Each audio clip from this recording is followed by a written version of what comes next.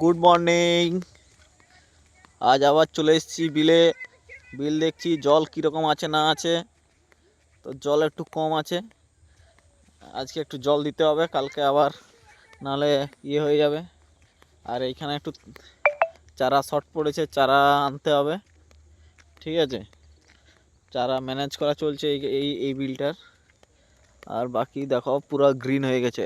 ঠিক আছে, প্রথম থেকে যারা ভিডিওগুলো দেখেনি দেখে নিতে পারো। পুরো গ্রিন হয়ে গেছে পুরো। ঠিক আছে, তোমরা দেখতে পারো পুরো চারদিকে পুরো গ্রিনে গ্রিন আবার চলছে। ঠিক আছে, তো তোমরা যারা দেখছো এটা নতুন, ঠিক আছে, এটা তলা ম্যানেজ করে চারা ম্যানেজ করে লাগানো হবে। আর এই দিকটা দেখো পুরো গ্রিন হয়ে গেছে, পুরো গ্রিন এলাকা, পুরো গ্রিন হয়ে গেছে। তোমরা যারা দেখোনি আমার এটা, ঠিক আছে, এইখান থেকে সেইখান অবধি আমার।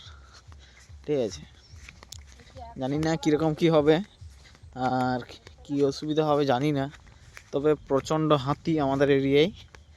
হাতি কাল রাত্রে বেরিয়েছিল, আরও বেরোচ্ছে। ঠিক আছে, এটা বিরাট হাতির একটা সমস্যা। দেখো গাইস আমার সেইখান অবধি। ঠিক আছে, আর এটা আমাদের এখানে গ্রামের আছে, আমি এটা লাগিয়েছি। তো তোমরা যারা